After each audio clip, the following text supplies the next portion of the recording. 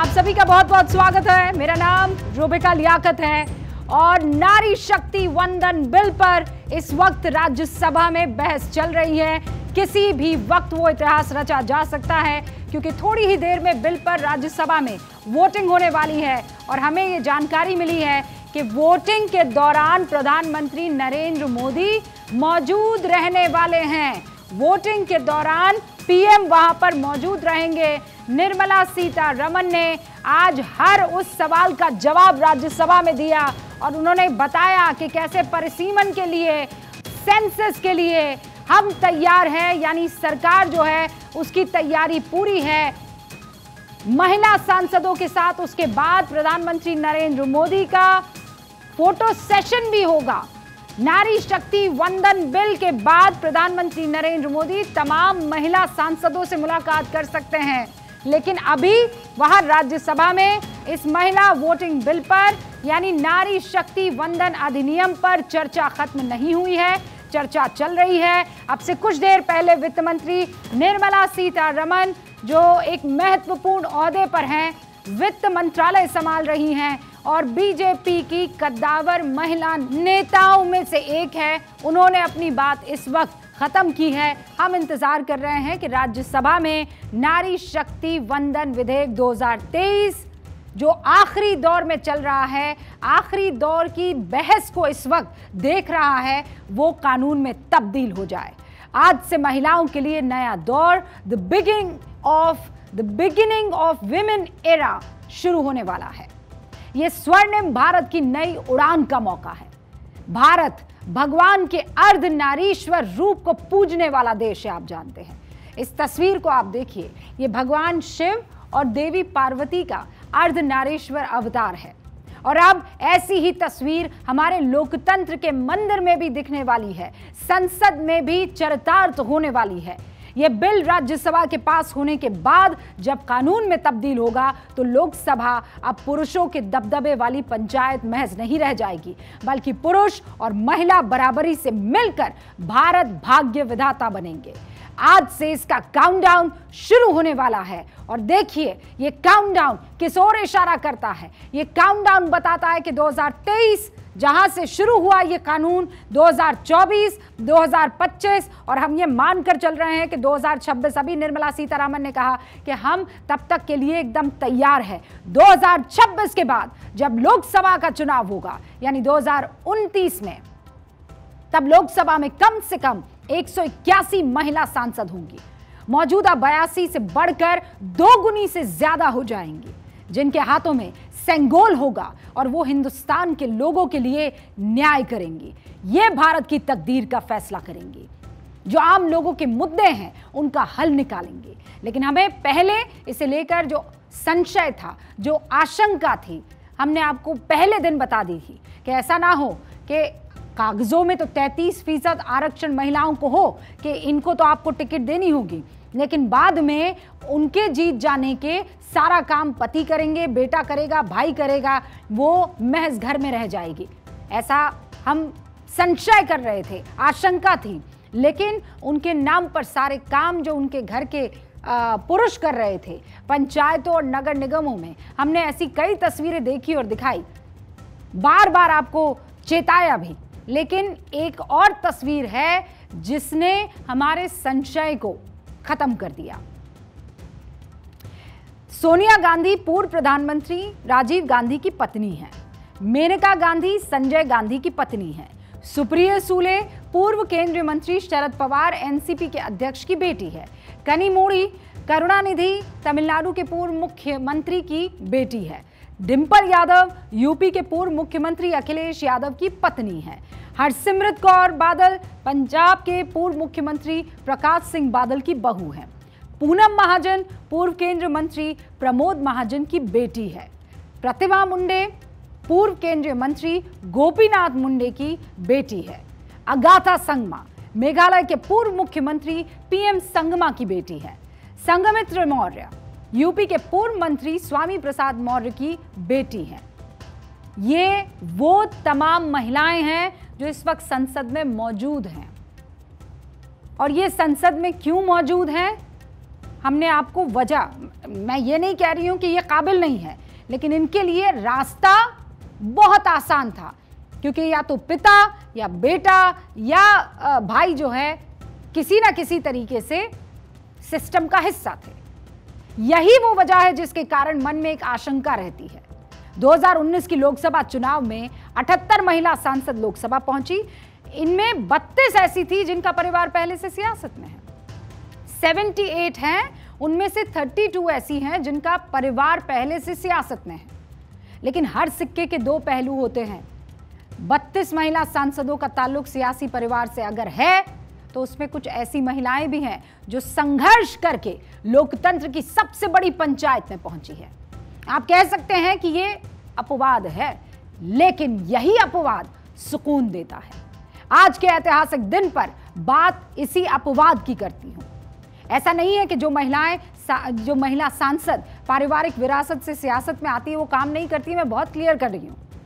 कल आपने कई सांसदों को महिला बिल पर जबरदस्त भाषण देते हुए सुना होगा, लेकिन सदन में भाषण देना तो सोने पर सुहागा हो सकता है, लेकिन वो जो 24 कैरेट गोल्ड है ना, वो 24 कैरेट गोल्ड सांसद होने का ये है कि आप कितने बड़े सवाल जो हैं जनता के, और जिस जनता ने आपको चुना है उसका जनप्रतिनिधि होने के नाते पूछते हैं।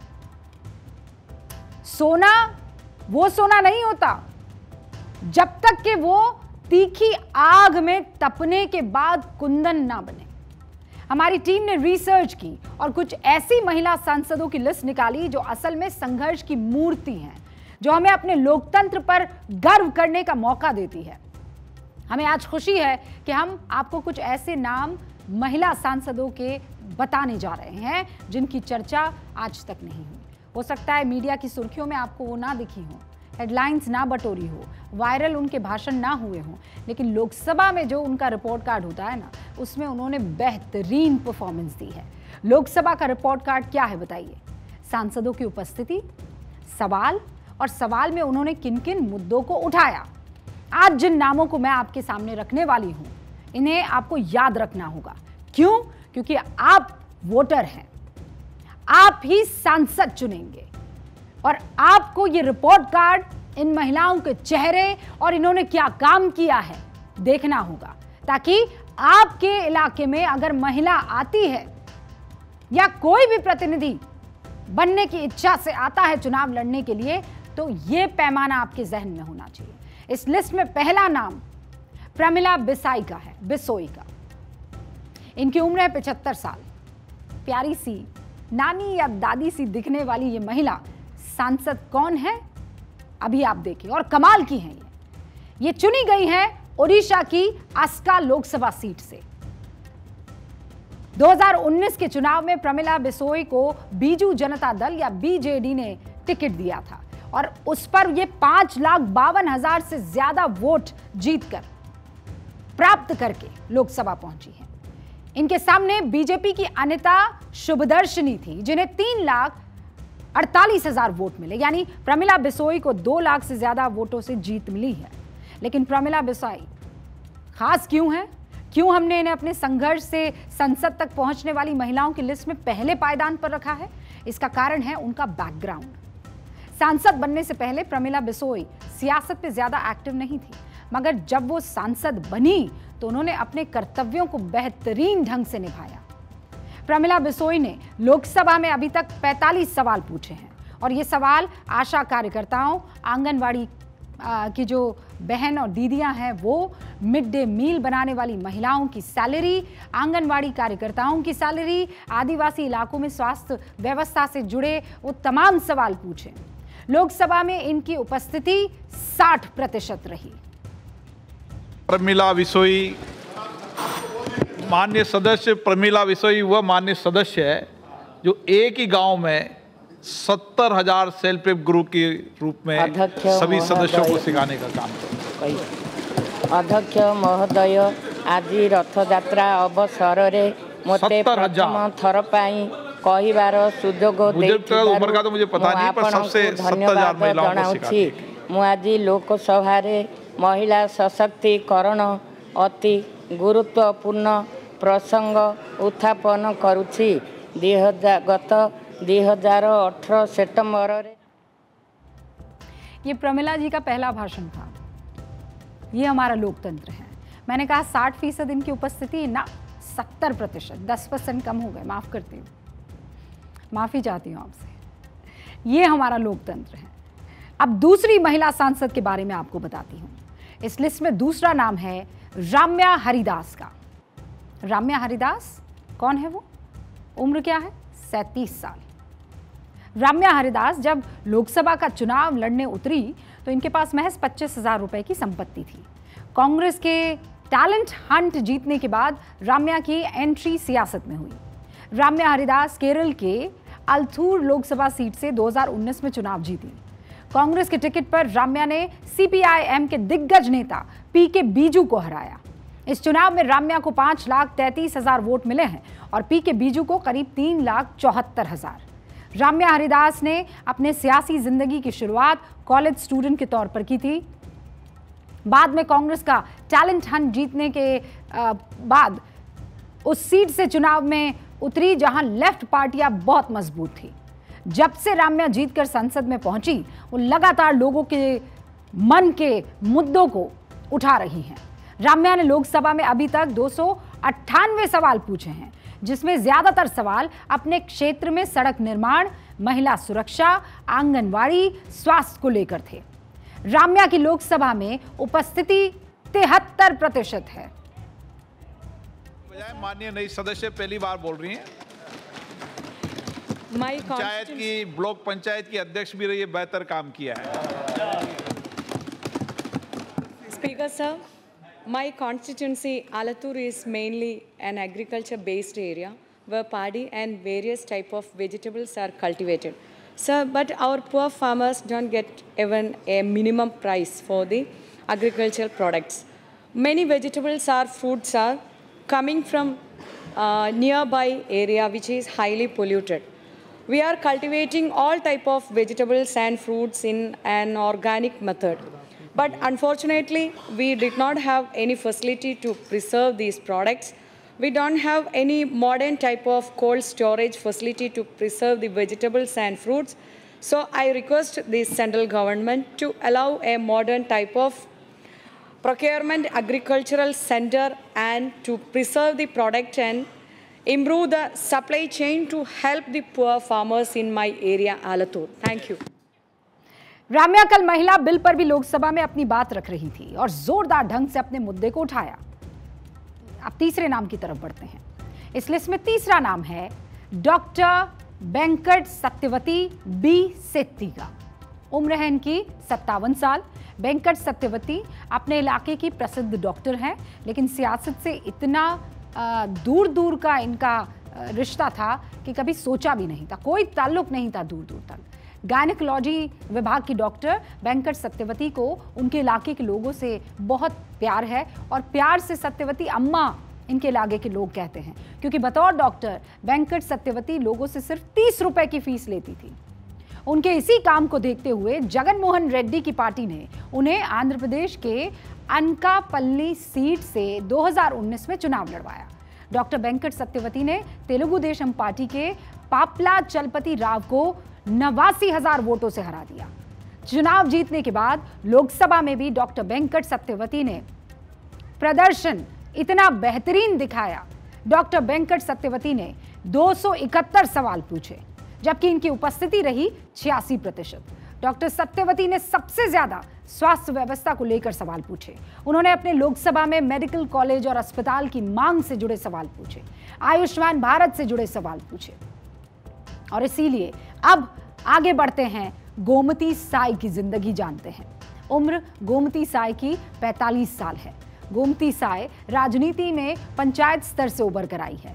2005 में वो पहली बार जिला पंचायत सदस्य बनी। इसके बाद से लगातार पंचायती राज व्यवस्था में अलग अलग पदों पर जीतती रही हैं और यही एक वजह थी कि बीजेपी ने उन्हें 2019 में लोकसभा का टिकट दे दिया। छत्तीसगढ़ के रायगढ़ में 2019 में गोमती साई ने कांग्रेस के लालजी राठिया को 66,000 वोट से शिकस्त दी। गोमती साई को चुनाव में 6,58,000 वोट मिले।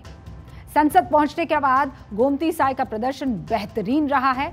गोमती साई ने अब तक लोकसभा में 108 सवाल पूछे हैं, जिसमें ज्यादातर आदिवासियों से जुड़े मुद्दे हैं। शिक्षा, ग्रामीण विकास, पंचायती राज, कृषि पर गोमती साई ने सबसे ज्यादा सवाल पूछे हैं।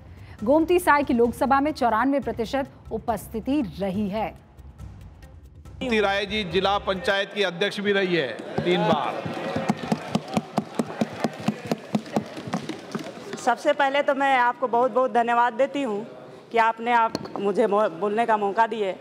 पहली बार मैं लोकसभा क्षेत्र रायगढ़ छत्तीसगढ़ से चुन के आई हूँ और मेरे क्षेत्रवासी को इस सभा के माध्यम से बहुत बहुत आभार व्यक्त करती हूँ, धन्यवाद देती हूँ। महोदय जी, मैं छत्तीसगढ़ के आदिवासी बहुल्य क्षेत्र जसपुर की निवासी हूँ। जसपुर बाला साहब देश पांडे जी और कुमार दिलीप सिंह जुडे जी के कर्मभूमि रही है। इन तमाम महिलाओं के भाषण आपने सुने, इनकी परफॉर्मेंस आपने देखी, और अच्छी बात और सबसे शानदार बात यह है कि इनका राजनीति से दूर दूर तक कोई नाता नहीं था। ये अपने काम के बूते संसद पहुंची है। लोगों के बीच ईमानदारी से इन्होंने अपने कर्तव्य का निर्वाह किया है और इसीलिए पार्टी ने इन्हें टिकट दी। अलग अलग पार्टियां, चाहे वो कांग्रेस हो, चाहे वो बीजेपी हो, चाहे वो बीजेडी हो, चाहे वो जगनमोहन रेड्डी की पार्टी हो, इन सब ने सिर्फ ये देखा कि ये तो काम के लोग हैं। ये वो कुछ नाम हैं जो आज आपको बताना जरूरी थे। इन महिला सांसदों को भारत का नमन है। हम सब इनको नमन करती हैं और हम उम्मीद करती हैं कि जब 2026 में डिलिमिटेशन के बाद 2029 में 181 से ज्यादा महिला सांसद लोकसभा पहुंचे तो हूबहू इन जैसी हो या इनकी ये सारी क्वालिटी इनमें मौजूद हो। ये महिलाएं उनका मार्गदर्शन करती हुई नजर आए, क्योंकि ये अपने वोटर्स से जुड़े समस्याओं का निदान करने के लिए वहां संसद में कर्तव्य से पीछे नहीं हटी है।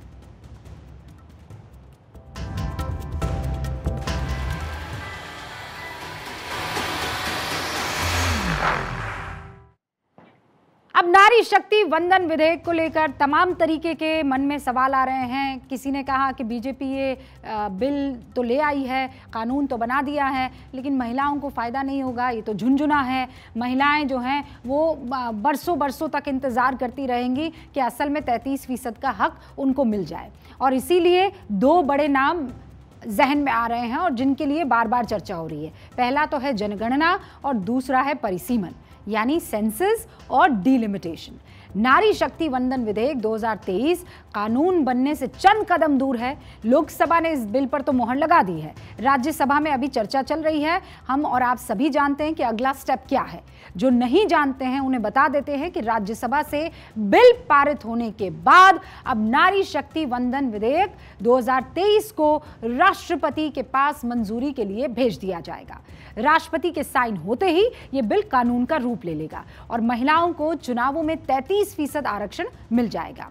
आसान शब्दों में अगर कहूं तो हर 100 सीट से इसमें से कम 33 सीट पर महिला उम्मीदवार चुनकर आएगी। और वर्तमान लोकसभा सीट के आधार पर अगर कहूं तो ये आंकड़ा 181 होगा।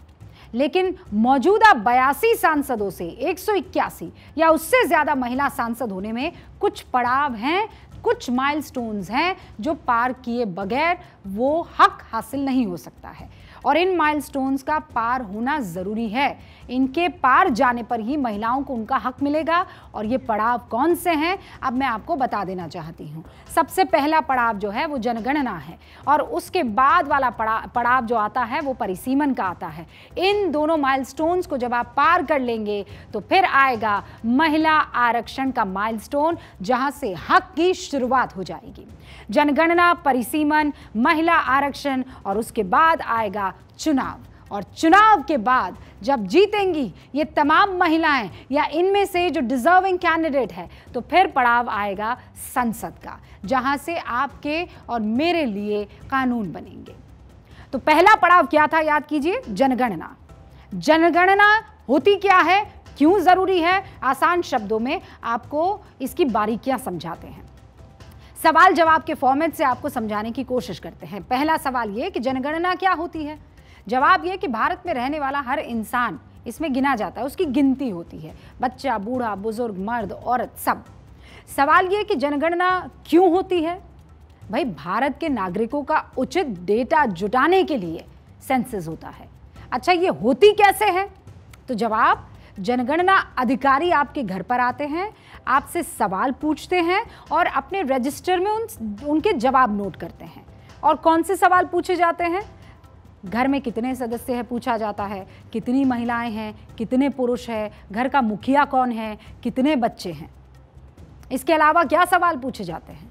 पूछा जाता है कि घर में कार है कि बाइक है, घर में एसी है कि कूलर है, घर में फ्रिज है, रसोई गैस है। ये सवाल भी पूछे जाते हैं। ये वो कुछ सवाल हैं जो जनगणना के दौरान आपसे पूछे जाएंगे। आपको शायद याद होगा कि 12 साल पहले 2011 में एक बड़ा सा रजिस्टर हाथ में लेकर आपके इलाके में कोई सरकारी स्कूल का शिक्षक पहुंचा होगा। ऐसे ही सवाल पूछे गए होंगे, आपसे जवाब मांगे गए होंगे। अब आपके मन में चल रहे कुछ और सवाल हैं जिनका मैं जवाब दे देती हूँ। सवाल ये कि जनगणना कब होती है? बहुत आसान सवाल और आसान से जवाब भी इसके हैं। जनगणना कब होती है? भाई, हर 10 साल में जनगणना होती है। सवाल ये कि भारत में पहली जनगणना कब हुई थी? तो जवाब है 1881 में हुई थी और तब से हर 10 साल में ये सेंसस हो रहा है। आखिरी बार जनगणना 2011 में तत्कालीन मनमोहन सिंह की सरकार में हुई थी। उसके बाद से ये डेटा अब तक नहीं जुटाया गया है।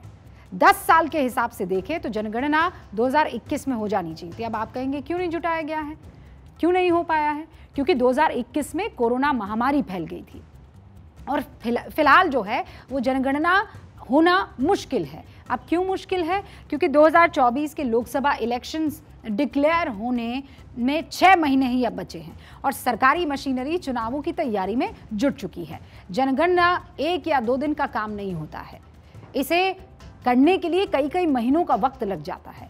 अमूमन जनगणना के काम को भारत में होने वाली गर्मियों की छुट्टियों में किया जाता है, क्योंकि उस दौरान टीचर्स के पास पढ़ाने का काम नहीं होता है, छुट्टियां होती हैं। अब छात्रों की परीक्षाएं भी करीब है, इसीलिए शिक्षकों को जनगणना जैसे दूसरे कामों में नहीं लगाया जा सकता है। हालांकि अब से कुछ ही देर पहले आपको ये बता दूं मैं कि निर्मला सीतारामन आई थी संसद में, राज्यसभा में। वो जब भाषण दे रही थी तो उन्होंने बाकायदा ये बताया है कि देखिए 2024 के शुरुआत में ही हो सकता है कि जनगणना का काम शुरू हो जाए। जनगणना या सेंसस अब 2025 के मई और जून के महीने में हो सकती है, ये भी जानकारी मिल रही है। क्यों? क्योंकि अगले साल 2024 के मई में शिक्षक जो हैं वो चुनाव की ड्यूटी में बिजी हो जाएंगे। हालांकि इस बार सेंसस में वक्त कम लगेगा। अब क्यों लगेगा? क्योंकि इस बार सेंसस कागज और कलम और रजिस्टर के जरिए नहीं होगा, बल्कि डिजिटल होगा। जनगणना करने वाले कर्मचारियों को मोबाइल ऐप दी जाएंगी जिस पर डेटा भरा जाएगा और इससे क्या होगा? डेटा कंपाइल करना आसान हो जाएगा, यानी जनगणना के आंकड़ों का विश्लेषण जो है वो आसान हो जाएगा। डिजिटल जनगणना के फायदे क्या होते हैं? आंकड़ों का आकलन बहुत आसान हो जाता है और बहुत कम वक्त लगता है, क्योंकि ये इजी होता है, इसको नोट नहीं करना होता है, फिर नोट करके आपको जाकर दूसरे को बताना पड़ता है। वो ऐसा नहीं है, आपने जहाँ पर नोट किया उसके फ़ौरन बाद वो फीड हो जाता है वहाँ पे और दूसरा कहीं और से भी उसको एक्सेस उसका कर सकता है, क्योंकि आपको रजिस्टर का हर पेज पढ़ना नहीं पड़ेगा। दोबारा से उस डेटा एंट्री को किसी और कंप्यूटर में सेव नहीं करना पड़ेगा। 2021 में जो जनगणना होगी इसमें हम मोबाइल ऐप का भी प्रयोग करेंगे और मैं इसको एक अलग तरीके से भी कहना चाहता हूं कि पेपर सेंसस से डिजिटल सेंसस का ट्रांसफॉर्मेशन का काम 2021 की जनगणना के बाद समाप्त होगा। बहुत बड़ी क्रांति होने जा रही है। हम जनगणना के सभी डेटा को, कागजी डेटा जरूरी है वो रहेगा, मगर इसका डिजिटल डेटा उपलब्ध होने से अनेक प्रकार के एनालिसिस के लिए, अनेक प्रकार के विश्लेषण के लिए सॉफ्टवेयर की मदद से इसका उपयोग कर सकते हैं। अब ये जो आप बयान सुन रहे थे ये 2019 का बयान है। फिर क्या हुआ 2021 में? आप जानते हैं कोरोना की महामारी हम सब ने देखी है और इसीलिए वो डिले हो गया। जनगणना का डेटा जल्द प्रोसेस हो जाएगा, डिजिटल होगा तो। लेकिन डेटा प्रोसेस का अर्थ क्या है, डेटा कंपाइल क्यों किया जाता है और इसका महिला आरक्षण से क्या लेना देना है? दरअसल डेटा कंपाइलेशन से ये पता लग जाएगा कि 2011 के बाद कितने बच्चों का जन्म हुआ, कितने लोगों की मृत्यु हुई, वो डेथ सर्टिफिकेट, बर्थ सर्टिफिकेट, कितनी महिलाओं तक सरकार की योजनाएं पहुंची, महिलाओं की स्थिति इस वक्त समाज में कैसी है, 2011 के मुकाबले कितनी महिलाएं रोजगार पा चुकी हैं, कितनी महिलाएं नौकरी पेशा है, देश में महिलाओं की मौजूदा संख्या कितनी है और पुरुषों के मुकाबले महिलाओं का अनुपात कितना है, ये सब सेंसस से पता चलेगा। इन्हीं आंकड़ों को आधार बनाया जाएगा महिलाओं को लोकसभा चुनाव में आरक्षण देने के लिए। अब आपको ये तो समझ में आ गया होगा कि जनगणना कैसे होती है और जनगणना क्यों की जाती है, लेकिन इसकी जरूरत क्या है? इसकी जरूरत सरकार की नीतियों के लिए है। 2011 की जनगणना के मुताबिक भारत की जनसंख्या 1 अरब 21 करोड़ से थोड़ी सी कम थी और अभी जो सरकार की नीतियां बनती हैं वो इन्हीं आंकड़ों के आधार पर बनती है। नई जनगणना के आंकड़े आएंगे तो सरकार की नीतियां भी जनसंख्या में हुई बढ़ोतरी के आधार पर होगी। जनगणना से ही आपके जनप्रतिनिधि तय होंगे, यानी आपके पार्षद, विधायक, सांसद, हर जनप्रतिनिधि के काम का दायरा सीमित होता है, यानी उसके क्षेत्र तक सीमित होता है। लेकिन सांसद के काम का क्षेत्र कितना बड़ा होगा यह तय होगा जनगणना से आए आंकड़ों से। इन आंकड़ों के आधार पर ही डीलिमिटेशन होता है। अब डीलिमिटेशन यानी परिसीमन, ये क्या होता है और कब कब होता है और क्यों होता है, इसके क्या फायदे होते हैं? आपके जहन में ये भी सवाल उठ रहे होंगे ना, तो जवाब आसान शब्दों में बता देती हूँ। उदाहरण के तौर पर परिसीमन का मतलब उदाहरण के साथ बताऊंगी, लेकिन परिसीमन का मतलब पहले समझ लीजिए। इसका मतलब है जनसंख्या के बढ़ने के आधार पर आपके सांसद के क्षेत्र का को छोटा करना।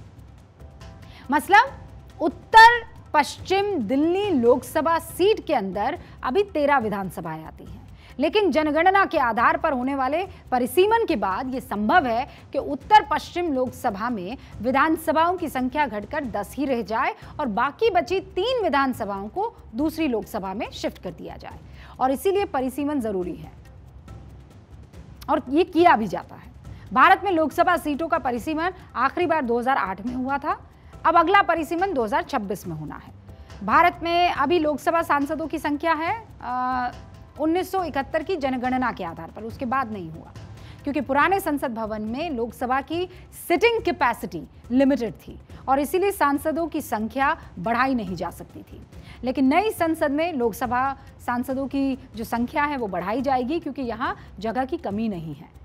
यदि तय तिथि के आधार पर चले तो परिसीमन 2026 में हो जाएगा और 2029 के लोकसभा चुनाव में महिलाओं को मिलने वाला 33% आरक्षण लागू भी हो जाएगा। Schedule 2021 census was postponed due to COVID. It is supposed to commence in the beginning of 2024. There is now digitalization. There is now digitalization of the census procedure. The census can be completed expeditiously and possibly within 2024 itself. Thereafter, the next 2 steps of delimitation. और जब मैं आपसे ये सारी बातें कर रही हूँ तो हमारी एक नज़र जो है वो राज्यसभा में भी है क्योंकि वहाँ पर वोटिंग किसी भी वक्त शुरू हो सकती है। ये जो तस्वीरें आप देख रहे हैं उसमें प्रधानमंत्री नरेंद्र मोदी, उनके बगल में जेपी नड्डा, उनके बगल में गृहमंत्री अमित शाह, उनके बगल में वित्त मंत्री निर्मला सीतारमण, उनके बगल में धर्मेंद्र प्रधान आपको पहली पंक्ति में बैठे हुए नजर आ रहे हैं। पीएम के ठीक पीछे अर्जुन राम मेघवाल आपको दिखाई दे रहे हैं जो इस वक्त इसी बिल पर जवाब दे रहे हैं। इस बहस में बहुत से सवाल विपक्ष के नेताओं की तरफ से उठाए गए हैं। उन्हीं सवालों का जवाब देते हुए इस वक्त अर्जुन राम मेघवाल नजर आ रहे हैं। इसके बाद संभवतः वोटिंग शुरू हो जाएगी और इसी वोटिंग के लिए प्रधानमंत्री नरेंद्र मोदी राज्यसभा पहुंच चुके हैं। सुनिए क्या कह रहे हैं राम मेघवाल।